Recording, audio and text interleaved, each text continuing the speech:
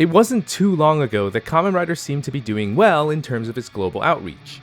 We had a bunch of series getting official subs in English thanks to Shout Factory, and even a series being simulcast with Kamen Rider Zets.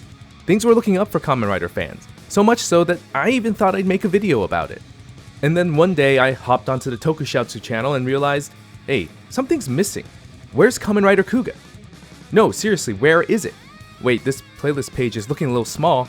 Where's the original Kamen Rider series? 2 Kamen Rider shows just vanished into the air just like that? It didn't take long before everyone else noticed, nor for them to come up with a reason for the disappearance. The license expired. After all, it wasn't the first time this has happened. Just a week or 2 earlier, Shout Factory also lost the rights to a bunch of classic Super Sentai shows, and all the YouTube streams and videos associated with those properties disappeared in an instant. With Kuga and the original 1971 series being licensed as far back as 2020, it wasn't that much of a stretch to realize that was likely what happened here too. Licenses expiring is the bane of the streaming world all over, but it hurts here in particular because with Tokusatsu, it was hard enough getting this handful of shows over to the West in the first place. Hardly anyone here knows much about them, and even with a stronger focus on global distribution, there's still a rather niche interest here. Now they're disappearing again, with no clue as to where they'll be back in the foreseeable future, and the prospects of Kamen Rider in the West are now more in question than they've ever been before. You might say that it doesn't really matter if Kamen Rider can't make it officially in the West. I mean, just put on your boating hat and go sail the 7 seas to watch as much Kamen Rider as you want, right? But I'd say that even if that's the case, it's still really important for Kamen Rider to gain some kind of global presence, especially if we want the series to persist and not go the way of Super Sentai. This is an iconic franchise, and for the mass majority of it to be completely unwatchable in English through any official channels is completely unacceptable. Unfortunately, this is also the status quo for Kamen Rider for what has to be the majority of its general lifespan. Even when other tokusatsu properties like Super Sentai, Godzilla, Ultraman, or even Metal Heroes manage to find their way to the West in some form or another, Kamen Rider has never gotten more than a handful of poorly received adaptations. Of course, a part of this is just Tokusatsu's general lack of popularity in the West, especially when it comes to the superhero subgenre, but I think it also comes from Toei not really doing much to push the series at all out here. To be honest, the fact that Kamen Rider has been able to build and sustain a fanbase in the West at all, despite the complete lack of official releases, is kind of admirable, mostly on the fans' part. At the same time, there's no denying that if Kamen Rider was available officially here, it'd have grown that fanbase bigger much faster. I've noticed a huge spike in interest over Kamen Rider recently, and I can't believe that the increase in efforts to bring the franchise over to the West has nothing to do with that. Unfortunately, the one thing Toei seems reluctant to do right now is bring over Kamen Rider to the West in a way that lets fans watch the show in any official capacity. They've got an official YouTube channel specifically for promoting their Tokusatsu properties, and even playlists with full episodes of classic shows. Or at least I assume that's what they are, since almost all of them are privated or otherwise completely inaccessible. Even when they started uploading episodes of Kamen Rider Agito and Kabuto to the channel in anticipation of their anniversary movies, it was only for a limited time, and a bunch of those episodes have already been hidden away. It's such an odd thing to do because the best way to get non-fans into the series is to let them watch the actual show. I mean, Agito and Kabuto aren't officially licensed in English anyway. It's not like Toei was losing money on having them free to watch on their channel, where, they could earn ad revenue for it. You could try to argue that Toei just doesn't care that much about non-Japanese fans, but it should be the opposite. Toei has actually recently been trying to make Kamen Rider more of an international phenomenon, something they could very easily do provided they let us watch the damn show. This is a very roundabout way of saying that for the longest time, trying to watch Kamen Rider as an English-speaking fan was way more trouble than it was worth. The hardcore fans, of course, would find a way no matter what, but more casual fans just don't have that kind of energy. That's why the establishment of Shout Factory's Tokusatsu was such a godsend. They helped bring a lot of classic Super Sentai shows to the West for the first time, and they were starting to do that for Kamen Rider as well.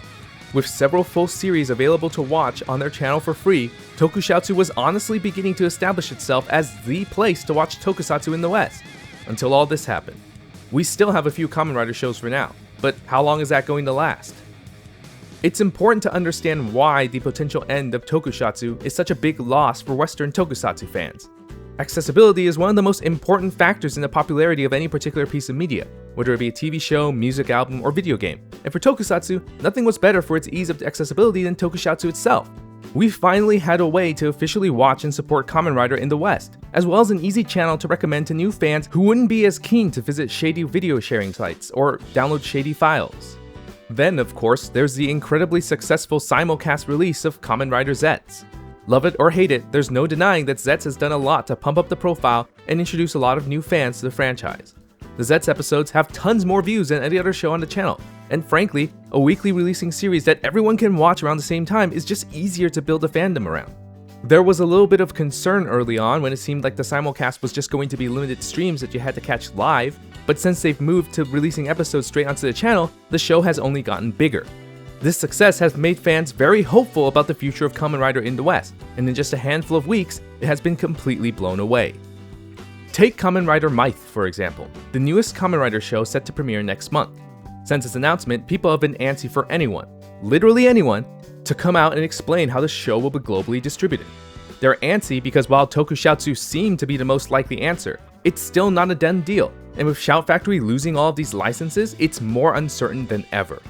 It's only a serious problem because once again, there's no guarantee that someone's going to pick up the license at all if Tokusatsu doesn't. There's talk about Toei possibly taking on Localization themselves and putting them on their own official channel, but that's not exactly ideal since they're not willing to let us watch the shows on our own time.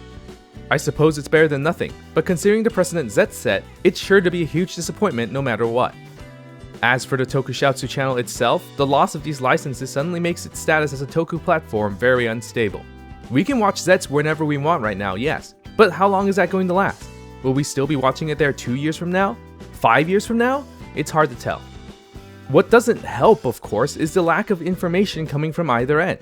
We were told pretty quickly when Shout Factory lost the Super Sentai licenses, but it's been a month since we lost Kuga, and we still haven't gotten any details from either Shout or Toei as to what happened. We don't know the particulars of what's going on as to the relationship between the two companies, and as we're all waiting on tenterhooks to see what's going on, it only reminds me of just how tenuous Kamen Rider's reach in the West is, because one bad moment like this could set us back 10 years in terms of its presence. As bleak as the situation may be though, I don't want to just give up on this. Kamen Rider could be a phenomenon here if Toei would just have a little more faith, both in the show and in us as a fan base. I know for a fact that a lot of people were incredibly happy about Zets' official localization, and the last thing we need is to recede back to shady waters just because of a few pitfalls like this. We need to be vocal and let Toei know what we want, because otherwise they'll just keep doing as they please. Of course, it doesn't have to be all doom and gloom. There might still be good news coming down the line for Kamen Rider in the West. What I do want to know, however, is what you all think about the situation. Will Kamen Rider manage to keep building its global presence, or will we have to accept its status as a niche franchise that can only be popular in Asia? I'm really hoping that we don't have to live with the latter, but let me know your thoughts on the matter in the comments below. Subscribe if you want to catch what I've got coming up next. This was a video from Square One. Thanks for watching.